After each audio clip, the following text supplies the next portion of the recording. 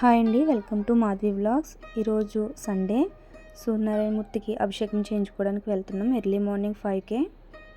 ఒకసారి వీడియో తీసి లోపల ఎలా ఉంటుందో గుడి చూపించలేదు కదా, చూపించడానికి ఇప్పుడు చూపిస్తున్నా. ఇది ఎంట్రన్స్.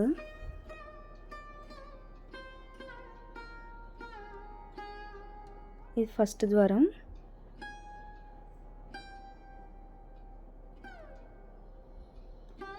సెకండ్ ధ్వజస్తంభం ఉంది ఇక్కడ. ఇప్పుడు గరుడ ధ్వజస్తంభం కింద గరుడ స్వామి ఉంటారు. ఈయన దగ్గర పువ్వులు దీపం వెలిగించి ఇక్కడ పూజ చేసుకుందాం. పూజ చేసుకుని ఇప్పుడు లోపలికి వెళ్దాం, స్వామివారిని దర్శించుకుందాం.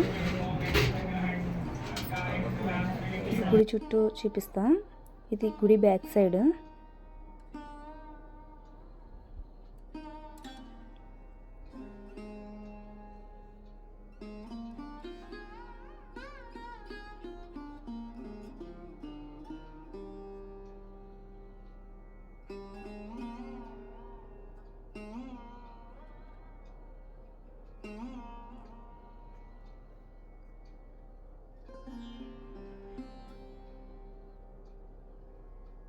ఈ మండపంలోనే స్వామివారికి కళ్యాణం చేస్తారు. ఇక్కడ భోజనాలు, సండే కదా భోజనాలు రెడీ చేస్తున్నారండి. ఇక్కడ ప్రతి సండే భోజనాలు పెడతారు. మాఘమాసంలోనే కాకుండా ప్రతి సండే పెడతారు.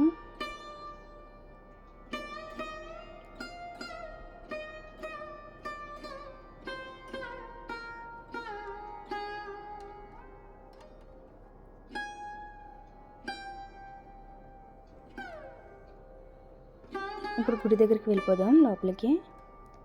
లోపల ఇలా ఉంటుంది. ఈ పక్క సైడు అభిషేకాలు చేస్తారు. ఇంకా స్టార్ట్ చేయలేదు అభిషేకాలు.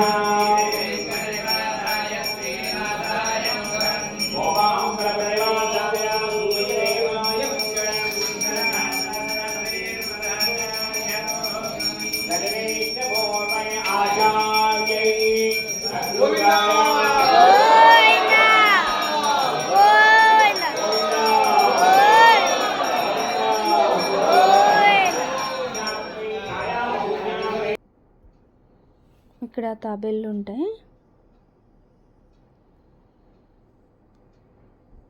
చాలా వరకు ఉంటాయండి ఇక్కడ తాబేళ్ళు. ఇది ఎలా నడుస్తుందో.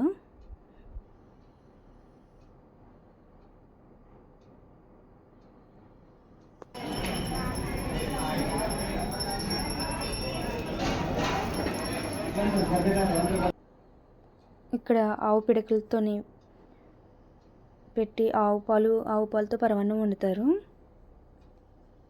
ఇలా సూర్యనారాయణమూర్తికి ఇలా నైవేద్యం చెల్లించుకుంటారు. ఇక్కడ ఇలా వండుకొని రథసప్తమి రోజే ఒకరోజే కాకుండా ఇక్కడ ప్రతి ఆదివారం ఇలా వండుకోవాలి అనుకునే వాళ్ళు ఇక్కడికి వచ్చి వండుతారు. వండి సూర్యనారాయణమూర్తికి సమర్పించుకుంటారు ఇలా నైవేద్యాన్ని.